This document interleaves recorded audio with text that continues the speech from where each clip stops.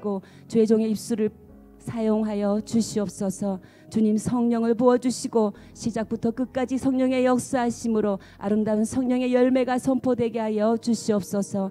그렇게 하실 주님을 신뢰합니다. 예수님의 이름으로 기도합니다. 아멘. 할렐루야. 오늘도 주의 말씀 앞에 나오신 여러분들 주님의 이름으로 축복하고 환영합니다. 네, 오늘 주시는 하나님의 말씀 저희 함께 보도록 하겠습니다. 금요일 말씀입니다. 사도행전 8장 14절부터 25절까지의 말씀입니다. 한 절씩 교독하고 마지막 20 다 함께 읽도록 하겠습니다. 예루살렘에 있는 사도들이 사마리아도 하나님의 말씀을 받았다 함을 듣고 베드로와 요한을 보내매 그들이 내려가서 그들을 위하여 성령 받기를 기도하니 이는 아직 한 사람에게도 성령 내리신 일이 없고 오직 주 예수의 이름으로 세례만 받을 뿐이더라. 이에 두 사도가 그들에게 안수하며 성령을 받는지라. 시몬이 사도들의 안수로 성령 받는 것을 보고 돈을 들여 이르되 이 권능을 내게도 주어 누구든지 내가 안수하는 사람은 성령을 받게 하여 주소서 하니 베드로가 이르되 내가 하나님의 선물을 돈 주고 살 줄로 생각하였으니 내 은과 내가 함께 망할지어다. 하나님 앞에서 내 마음이 바르지 못하니 이 도에는 내가 관계도 없고 분깃될 것도 없느니라. 그러므로 너의 이 악함을 회개하고 주께 기도하라. 혹 마음에 품은 것을 사하여 주시리라. 내가 보니 너는 악독이 가득하며 불의에 매인 바 되었도다.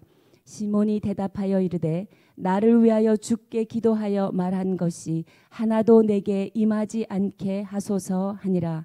다 함께 읽겠습니다. 두 사도가 주의 말씀을 증언하여 말한 후 예루살렘으로 돌아갈새 사마리아인의 여러 마을에서 복음을 전하니라. 아멘. 하나님께서는 정점에 달했던 예루살렘 교회를 그대로 놔두시지 않으셨죠. 흩어버리셨습니다. 흩는 그 수단이 핍박이라는 수단이었습니다. 그 수단이 아니었으면 아마 이들을 흩을 길이 없었기에 핍박이라는 수단으로 그들을 흩었고 또 흩어진 그들을 통하여서 복음도 흩어지게 하였습니다. 흩어진 사람들이 누구였나? 우리가 어제 본문 말씀 묵상하면서 바로 평신도 그룹이었다라는 것이지요. 그 평신도 그룹으로 무명의 사람들이 민들레 꽃씨처럼 흩어져서 다니면서 머물면서 쫓겨다니면서 그런 곳마다 하나님의 교회가 세워졌다라는 것입니다. 준비된 전도자 빌립을 통하여서 사마리아 땅에 마침내 복음이 전해지고 큰 기쁨이 임하게 되었다라는 것이 어저께 본문 말씀이었습니다. 오늘 하나 우리가 눈여겨보아야 할 것은 바로 이것인 것 같습니다. 이렇게 복음 전도자 빌립은 사마리아 사람들을 예수를 믿게 하고 세례를 받게 해서 그리스도의 공동체에 접목하게 되었죠. 그런데 어제 본문 13절의 말씀을 우리가 한 번 더 보면 제가 읽겠습니다. 시몬도 믿고 세례를 받은 후에 전심으로 빌립을 따라다니며 그 나타나는 표적과 그 큰 능력을 보고 놀라니라. 네, 13절의 이 말씀에 보면 시몬이라는 인물이 등장하고 있는 것입니다. 시몬이 왜 이렇게 뜬금없이 빌립의 이야기에 등장하고 있는가를 오늘 한번 말씀을 통해 나누어 보도록 하겠습니다. 빌립과 함께 등장한 인물, 이 시몬은 마술사 시몬이죠. 오늘 말씀은 이 두 인물을 대조하면서 우리가 평생 붙들어야 할 신앙의 기초는 과연 무엇인가를 말씀하고 있다라는 것입니다. 그래서 오늘 말씀의 제목은 평생 붙들어야 할 신앙의 기초라고 제가 정해 보았습니다. 시몬이 왜 갑자기 등장하는가? 그가 어떤 사람인가? 우리 함께 살펴보도록 하겠습니다. 어제 본문에서 9절 10절에 그를 이렇게 표현합니다. 그를 어떻게 표현합니까? 그는 시몬이라는 사람이 있었는데 그가 전부터 있었다라고 표현합니다. 그리고 그들은 마술을 행하여서 사마리아 백성을 놀라게 했고 자칭 큰 자라라고 묘사하고 있습니다. 10절에 보면 낮은 사람부터 높은 사람까지 다 그를 따르고 이 사람은 크다 일컫는 하나님의 능력이라 하더라라는 이 말씀으로 마술사 시몬이 어떤 사람인지 표현하고 있죠. 큰 자라는 것이지요. 큰 영향력을 가지고 있다라는 것입니다. 그리고 그는 오랫동안 거기에 있었다라는 것은 시몬이 그 지역에서 사마리아 땅에서 절대적인 위치를 갖고 있었다라는 것을 우리가 알 수 있습니다. 우리가 흔히 마술사라고 한다면 우리나라에는 이은결 씨가 있죠. 그 마술은 오락에 포함되는 마술입니다. 근데 여기서 말하는 마술은 그런 오락에 포함되는 마술이 아니라 어떤 외부적인 힘에 붙들려서 능력을 행사하는 신접한 자라는 마술사입니다. 신접한 자, 예언의 은사, 은유의 은사, 신유의 은사, 이렇게 투시의 은사 이런 것들을 가지고 있어서 사람들에게 그 자기가 가진 그 능력으로 사람을 좌지우지했다라는 것이지요. 인간은 불완전합니다. 불완전하기에 그 미래에 대한 염려가 모든 인간은 있지요. 내 앞날이 어떻게 될지 모른다라는 그 불안감에서 우리는 예언 은사를 가진 사람을 찾아가기도 합니다. 근데 이것이 습관이 되면 종교의 한 패턴으로 되고, 그리고 이것은 기복신앙이 되며 이것은 또 샤머니즘의 신앙으로 우리가 나갈 수 있음을 우리가 기억해야 하겠습니다. 지양해야 되는 방법이지요. 근데 이 시몬이 마을을 모든 사람들을 그런 패턴 가운데 두고 그의 절대적인 영향력을 행사하고 있는 큰 자리를 차지하는 인물이었다라는 것입니다. 그런데 어느 날 한 사람이 들어왔죠. 복음을 전하는데 자기가 이 마을에서 여태까지 행했던 기사와 이적과 그 역사보다 더 큰 이적을 행하더라는 것입니다. 그래서 13절을 보면 그가 믿고 세례도 받고 전심으로 빌립을 따라다니기 시작하였다라는 것이지요. 이 13절만 보면 시몬이 믿고 세례까지 받았다라고 우리가 알 수 있습니다. 그리고 전심으로 빌립을 따라다녔다라고 보면 시몬이 하나님을 믿고 구주 예수 그리스도를 영접한 것처럼 보여진다라는 것이지요. 그러나 우리가 항상 성경을 읽을 때는 우리 성경의 문맥을 놓치면 안 되는 것입니다. 성경의 활자 그대로 우리가 해석할 때는 성경을 잘못 이해하는 경우가 많다는 것입니다. 이 성경의 문맥을 오늘 본문 14절부터 25절까지의 상황과 연결해서 과연 이 시몬이 믿고 세례받은 것이 진짜인지 가짜인지를 알아보도록 하겠습니다. 우리 14절부터 17절까지 다 함께 읽겠습니다. 시작. 예루살렘에 있는 사도들이 사마리아도 하나님의 말씀을 받았다 함을 듣고 베드로와 요한을 보내매 그들이 내려가서 그들을 위하여 성령 받기를 기도하니 이는 아직 한 사람에게도 성령 내리신 일이 없고 오직 주 예수의 이름으로 세례만 받을 뿐이더라. 이에 두 사도가 그들에게 안수하며 성령을 받는지라. 네. 빌립의 전도 활동 1단계죠. 이 전도 활동이 예루살렘 본부 사도 공동체에 전해지게 되었습니다. 그들이 사마리아 사람들이 하나님의 말씀을 받았다라는 보고를 받았죠. 이 사실을 확인하기 위해서 예루살렘 본부 사도 공동체에서는 베드로와 요한을 급파하게 됩니다. 그들을 통해서 복음 전도 사역의 2단계에 들어가게 됩니다. 오늘 우리가 말씀을 읽은 것처럼 강력한 성령의 역사를 불붙이는데 두 사도가 쓰임을 받게 됩니다. 그들이 내려가서 성령 받기를 기도하게 되었다라는 것입니다.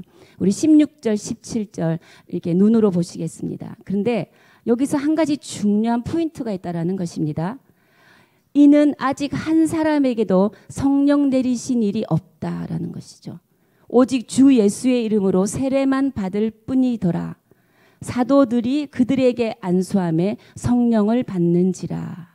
그리고 중요히 생각해 보아야 할 포인트가 여기에 있다라는 것입니다. 빌립이 복음을 전파할 때는 성령이 임하시지 않다가 사도들이 성령 받기를 기도하자 성령이 임하신 사건. 이것은 도대체 무엇을 의미하는가라는 것입니다. 전도자 빌립 지사의 사역이 어떤 사도들의 사역에 비하여 그러면 열등하다는 건가? 빌립이 사역할 때는 성령이 임하지 않았고 두 사도들이 안수함에 성령이 임한 것을 보면 빌립 지사의 사역이 사도들의 사역들보다 좀 더 열등하였다라는 것을 나타내는 것인가? 아니면 사도의 사역과 그리고 집사의 사역 사이에 어떤 위계 질서를 정함으로써 교회의 질서를 세우시려는 하나님의 뜻이었을까? 이런 질문들을 할 수 있는 것이지요. 말씀을 받았는데 성령이 임하지 않았다. 근데 두 사도들이 내려와서 그들을 안수함에 성령이 임하였다라는 것입니다. 여러 가지 추론이 제시될 수 있습니다. 그렇지만 분명히 말할 수 있는 것은 빌립 집사와의 사역과 그리고 두 사도와의 사역 사이에는 놀라운 연속성이 있다라는 것입니다. 그리고 그들 사이에는 어떠한 주도권을 향한 싸움도 없었다라는 것이지요. 그것은 무엇입니까? 빌립은 씨를 뿌리고 두 사도는 물을 주었으며 자라 결실케 하시는 이는 하나님이시다라는 말씀입니다. 고린도전서 3장 5절을 통해서 이 말씀을 더 자세히 알아보도록 하겠습니다. 자막을 통해서 고린도전서 3장 5절 다 함께 읽도록 하겠습니다. 시작. 그런즉 아볼로는 무엇이며 바울은 무엇이냐? 그들은 주께서 각각 주신 대로 너희로 하여금 믿게 한 사역자들이니라. 네, 말하고 있습니다. 서로의 부족함을 서로 채워준다라는 것이지요.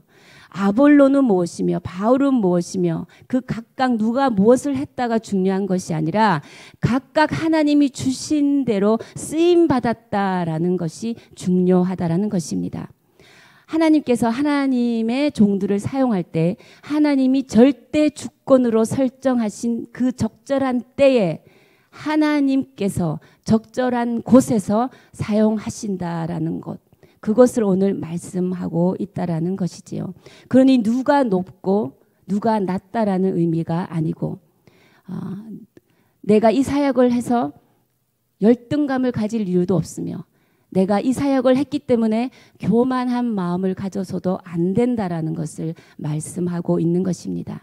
하나님 나라에 쓰임받는 사역자들은 철저하게 성령의 역사에 쓰임받는 인간적인 도구일 뿐인 것이지요. 누가 더 영빨이 있고 누가 더 영빨이 없고 이런 차원이 아니다라는 것입니다. 하나님은 성령에 민감하고 말씀대로 순종하고 행하는 사람들을 하나님의 시간에 하나님의 방법대로 하나님의 주권으로 하나님의 장소에서 그들을 사용하고 그 놀라운 역사가 일어나게 하신다라는 것입니다. 빌립이 씨를 뿌리고 사도는 물을 주고 자라 결실케 하시는 분은 하나님이시다라는 하나님의 주권을 강조하고 있죠. 그래서 공동체는 서로의 부족함을 이렇게 채워주게 됩니다. 그리고 공동체는 서로 받은 은사를 시기하지 않습니다. 왜냐하면 모든 것이 하나님의 뜻 안에서 성령의 뜻대로 사용될 것이기 때문입니다.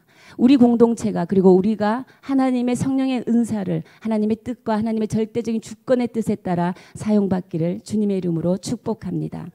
우리가 처음 제기한 질문으로 돌아가기를 원합니다. 시몬의 믿음이 가짜인지 진짜인지 그 답을 18절 19절이 제시하고 있습니다. 우리 18절 19절 다 함께 읽도록 하겠습니다.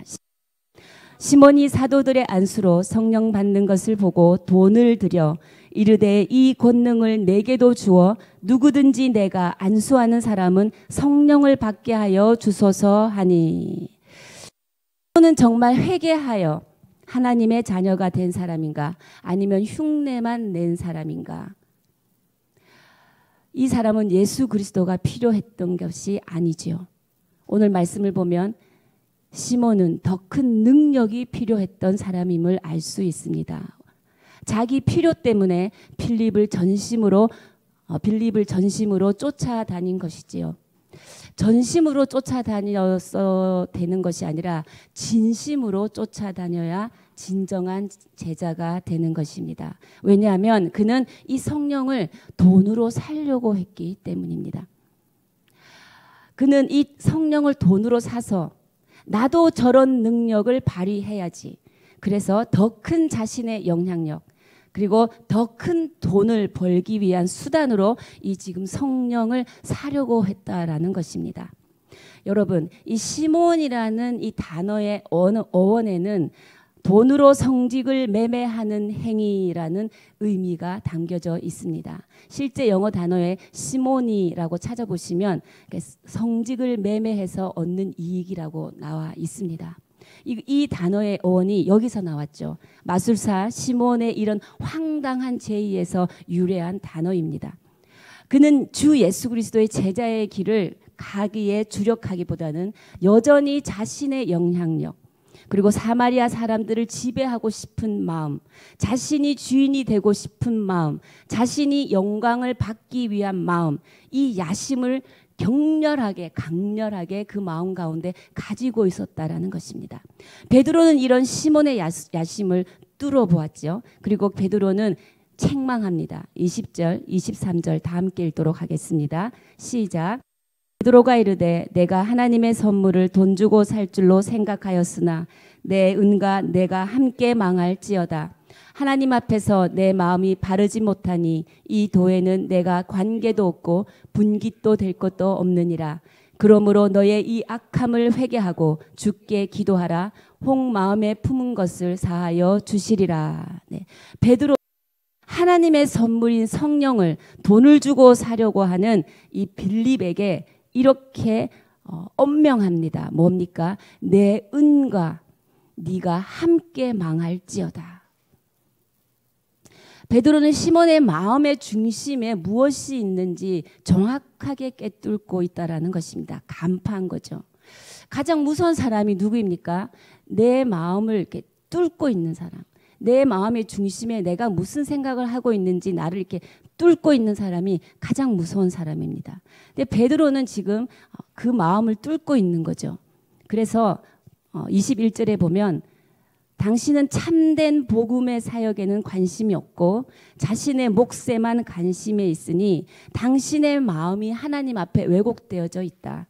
왜곡되어져 있는 마음으로는 성령의 복음 사역에 관여할 수도 없고 또 거기서 당신이 얻을 목도 없다라고, 당신이 얻을 영광도 없고 당신이 얻을 책임도 없다라고 분명하게 선포하고 있는 것입니다. 그리고 22절 다시 한번 시몬에게 회개할 수 있는 기회를 주고 있죠. 너의 이 악함을 회개하고 주께 기도하라. 회개의 기회가 다시 한번 주어졌습니다. 우리에게도 이 회개의 기회가 다시 주어질 때가 있습니다.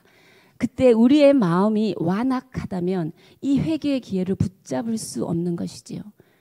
우리의 마음이 완악한 채 그대로 내버려 두면 우리는 죄의 내성에, 우리의 죄의 매너리즘에 그대로 빠져들 수밖에 없고, 그 죄가 또 큰 죄를 또 부르고 그 죄가 또 죄를 불러서 우리의 양심은 화인 맞은 양심이 됩니다.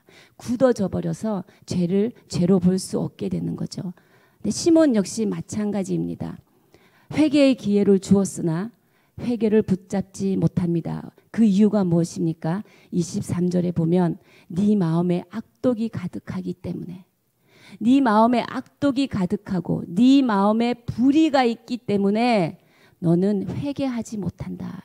이것을 오늘 하나님께서 우리 가운데 말씀하고 있는 것이지요. 사마리아 복음의 현장, 이 현장에서 왜 시몬의 이야기를 등장시켜야 했는지, 지금 시몬이 빠져있는 함정은 무엇입니까? 하나님의 능력마저도 자신의 돈벌이로 사용하고 있다라는 것입니다. 사용하고 싶어 한다라는 것이죠. 그리고 하나님께 돌려야 할 영광을 그 인간이 차지하고 싶어하는 죄를 범하고 있다라는 것입니다. 병을 낫게 했으면 병이 나은 걸로 끝내야 합니다. 근데 시몬은 자신의 영향력을 계속 키워나가고 싶어 했다라는 것이지요. 다만 이 이야기가 시몬 한 개인의 이야기는 아닌 것 같습니다. 사랑하는 여러분, 복음의 현장에서는, 복음의 사역을 통해서는 복음만 남아야 합니다. 복음만 전해져야 할 줄 믿습니다.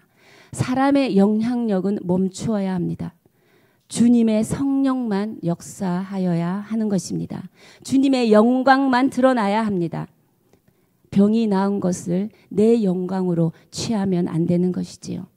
우리 빌립과 한번 이 대조를 시켜보기를 원하는데요. 내일 본문이지만 우리가 잘 아는 본문이기에 하나님께서 빌립에게 일관적으로 행하시는 패턴이 있다라는 것이지요. 그 패턴은 뭐냐면 빌립에게 어떠한 영향력이 남지 않도록 하나님께서 그를 움직이고 계신다라는 것입니다. 26절에 보면 이렇게 왕성하게 사마리아 땅에서 빌립이 복음 전도 사역을 하지만 빌립을 어디로 이끕니까? 바로 떼서 광야로 이끕니다. 광야는 사람이 없는 것이지요. 그래서 사람의 영향력을 펼칠 수 없는 것입니다. 그리고 그 와중에서 이디오피아 내시에게 세례를 베풀게 합니다. 이디오피아는 지금은 못 사는 나라지만 6.25 전쟁 당시에 우리나라를 도와줄 정도로 굉장히 잘 사는 나라였습니다. 이때 이디오피아는 강대국이었습니다. 그 이디오피아의 내무부 장관에게 세례를 주었다면 얼마나 높은 사람에게 세례를 주었습니까? 빌립이 큰 영향력을 행사할 수도 있지만 38절에 보면 세례를 주고 난 뒤에 그를 다시 보지 못하더라. 하나님께서 그냥 떠나가게 했다라는 것이지요. 그를 다시 보지 못하게 했습니다. 그리고 40절에 보면 아소도에서 가이사라에 이르니라. 아소도부터 이 가이사라는요, 서울과 부산처럼 끝에서 끝입니다. 어떠한 영향력을 끌고 갈 수 없는 것이지요. 하나님께서 또 옮겨버렸다라는 것입니다.